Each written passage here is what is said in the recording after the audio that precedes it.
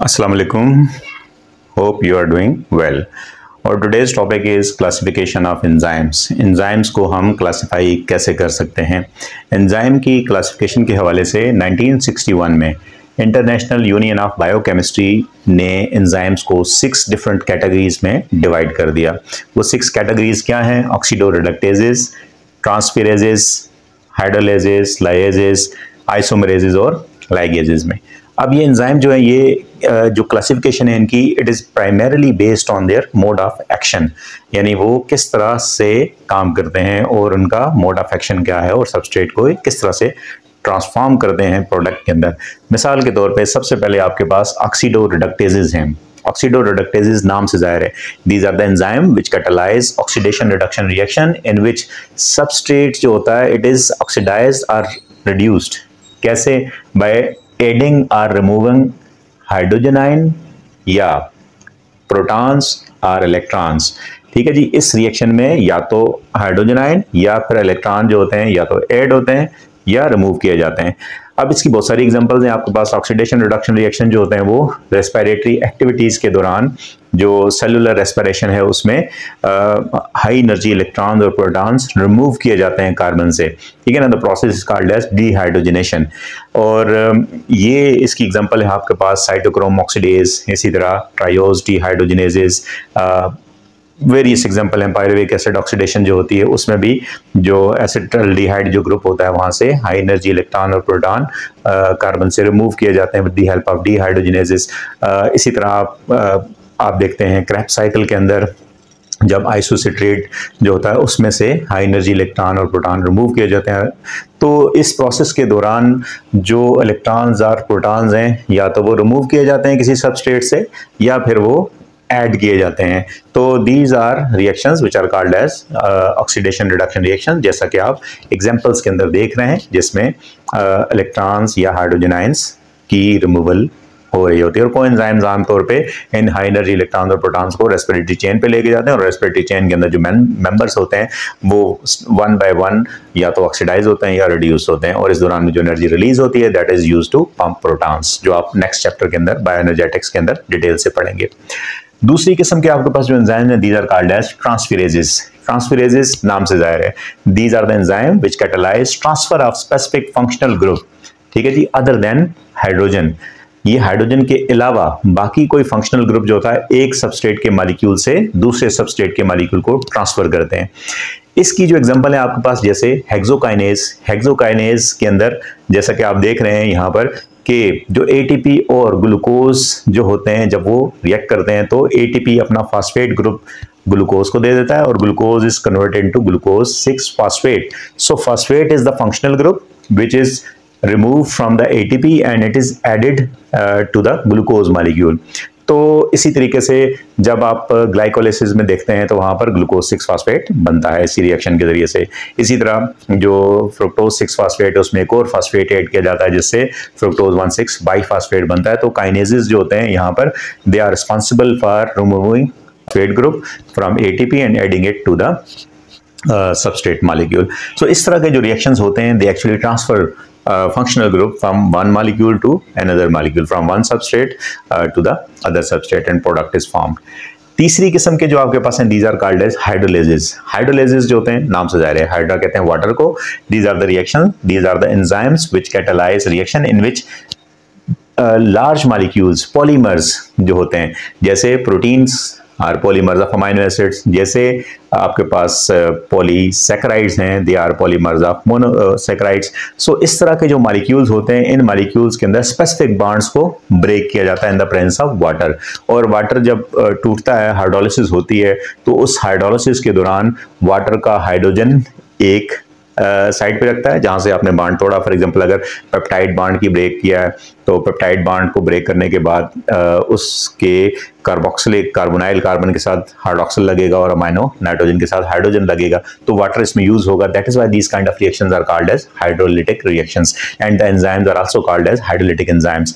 ये एंजाइम जो होते हैं they use water molecule during catalysis, so that is why they are called as hydrolysis. All digestive enzymes, जितने भी हमारे डाइजेशन में इन्वॉल्व है एंजाइम, जैसे अमाइलेज हमारे सलाइवा के अंदर है, या पेप्सिन जो हमारे स्टोमक के अंदर है प्रोटीन की डाइजेशन करता है, इसी तरह ट्रिप्सिन वगैरह, रेनिन वगैरह, ठीक है ना, these are enzymes which are protein digesting enzyme. इसी तरह लाइपेज जो होता है वो एस्टर बॉन्ड को ब्रेक करता है। इसी तरह फास्फोडाइएस्टरेजेस जो होते हैं वो डीएनए या आरएनए के अंदर उनकी न्यूक्लियसेस जो होते हैं उनकी डाइजेशन में इन्वॉल्व होते हैं। तो all of these enzymes are responsible for breaking large molecules या polymers into their smaller molecules, oligomers or monomers, इनको इनमें डिवाइड कर देते हैं। और इसमें वो जो स्पेसिफिक बॉन्ड है that can be peptide bond, it can be glycosidic bond और it can be ester bond, ठीक है जी। इनकी डाइजेशन के लिए ये एंजाइम्स डाइजेस्टिव सिस्टम के अंदर आमतौर पे ये पाए जाते हैं। फोर्थ एग्जांपल है आपके पास जो लाइएजेस हैं। लाइएजेस जो होते हैं these are the enzymes which break down specific covalent bond, इन्होंने एक खास कोवेलेंट बॉन्ड को ब्रेक करना होता है and removal of the group without hydrolysis, यानी विदाउट इन्वॉल्वमेंट ऑफ वाटर, यानी पानी इसके अंदर वाटर का जो है हाइड्रोलिटिक रिएक्शन ये नहीं है, इसमें कोई स्पेसिफिक सब जो ग्रुप है वो रिमूव किया जाता है। फॉर एग्जांपल हिस्टिडीन डीकार्बोक्सिलेज जो एंजाइम है it is an example of lyases. Histidine decarboxylase जैसे आप डायग्राम के अंदर देखते हैं, इसमें कार्बोक्सिलिक ग्रुप जो होता है उसमें से कार्बन डाइऑक्साइड को रिमूव किया जाता है। This removal of carbon dioxide is called as decarboxylation. और जो हिस्टिडीन है ये हिस्टामीन के अंदर कन्वर्ट होती है। तो इस रिएक्शन के अंदर वाटर जो है वो इन्वॉल्व नहीं है। जैसे हाइड्रोलिटिक रिएक्शंस में हाइड्रोलिसिस होती है, अनलाइक हाइड्रोलिटिक रिएक्शंस यानी हाइड्रोलाइसिस के मुकाबले में जो लाइएजेस हैं, लाइएजेस के अंदर वाटर इन्वॉल्व नहीं होता, वाटर की हाइड्रोलिटिक प्रेजेंस जो है वो जरूरी नहीं होती। तो इस तरह के रिएक्शन जो होते हैं इनको आप क्या कहते हैं, लाइएजेस कहते हैं। फॉर एग्जांपल डीकार्बोक्सिलेज एक्टिविटी जो होती है, इसी तरह pyruvate decarboxylase it removes carbon dioxide from pyruvic acid and product is acetaldehyde. So all of these are examples of liases. Liases remove and break covalent bond and remove a group without water. Fifth जो आपके पास type है वो आइसोमरेजेस है। आइसोमरेजेस नाम से जाहिर है, isomers जो होते हैं they are molecules having similar molecular formula but different structural formula. आमतौर पे इनके अंदर जो फंक्शनल ग्रुप है उनका डिफरेंस होता है किसी एक लोकेशन के ऊपर। सो आइसोमरेजेस क्या करते हैं, ये इंट्रा मॉलिक्यूलर चेंजेस जो होती हैं उनको कैटलाइज करते हैं। They catalyse intramolecular rearrangement of atoms in which one isomer is converted into another isomers. For example आप देखते हैं कि ग्लूकोज और फ्रुक्टोज आइसोमर्स हैं, तो glucose can be converted into fructose and fructose can converted into glucose. तो ये जो एक रिएक्शन है जिसमें आप एक आइसोमर को दूसरे आइसोमर में कन्वर्ट कर सकते हैं with the presence of enzymes. जैसे ग्लूकोज में एल्डिहाइड फंक्शनल ग्रुप है, जबकि जो फ्रुक्टोज है उसके अंदर कीटोन फंक्शनल ग्रुप है। तो आप इनके जो फंक्शनल ग्रुप को चेंज करके एक आइसोमर को दूसरे आइसोमर में कन्वर्ट कर सकते हैं। फॉर एग्जांपल एक और आपके पास एग्जांपल है, जैसे आप ट्रायोस आइसोमरेज जो होता है वो ग्लिसरॉल्डिहाइड को डाइहाइड्रोक्सी एसीटोन में कन्वर्ट कर सकता है। सो ये सारे मोनोमर्स जो होते हैं they can be inter convertible, ठीक है ना, इंट्रा मॉलिक्यूलर रीअरेंजमेंट्स जो होती है इसमें इन्वॉल्व होती है। तो इसमें जो एंजाइम्स इन्वॉल्व होते हैं they are called as isomerase. इसी तरह लाइगेजेस जो हैं, जो 6 टाइप है आपके पास, लाइगेजेस जो होते हैं they are used to join together of 2 molecule, 2 molecules को जोड़ने के लिए यूज होते हैं। जैसे आप डीएनए पॉलीमरेजेस देखते हैं, लाइगेजेस देखते हैं। लाइगेजेस की एग्जांपल जैसे आप देख रहे हैं कि ये डीएनए की चेन्स को आपस में डीएनए लाइगेज जो होता है वो आपस में इंटरलिंक कर देता है। तो इस तरह के एंजाइम जो होते हैं वो ज्वाइन करने के लिए इस्तेमाल होते हैं। जैसे पॉलीमरेजेस भी हैं आपके पास, डीएनए पॉलीमरेज 1, 2, 3 वगैरह जो होते हैं ये लिंक करने के लिए, ज्वाइन करने के लिए यूज होते हैं। सिमिलरली जब आप एंजाइम्स को क्लासिफाई करेंगे on the basis of their substrate, जैसा कि आपने पहले देखा कि आपने क्लासिफाई किया एंजाइम्स को on the basis of their reactions, तो अगर आप उनको सबस्ट्रेट के लिहाज से क्लासिफाई करेंगे तो यूजुअली हमारे पास जो एंजाइम्स हैं उनमें प्रोटीएजेस हैं, उनमें कार्बोहाइड्रेजेस हैं, उसमें लाइपेजेस हैं एंड न्यूक्लियसेस हैं। Proteases are the enzymes which are involve in hydrolysis of proteins में आपको पता है कि उसमें पेप्टाइड लिंकेज होती है जिसमें अमाइनो एसिड लिंक करके लार्ज पॉलीमर्स बनाते हैं। तो हम जो डाइट लेते हैं उसके अंदर जो प्रोटीन है उसमें हमारा पेप्सिन जो होता है एंजाइम स्टोमक के अंदर ये हाइड्रोलिसिस करता है प्रोटीन्स की इनटू पेप्टोन्स।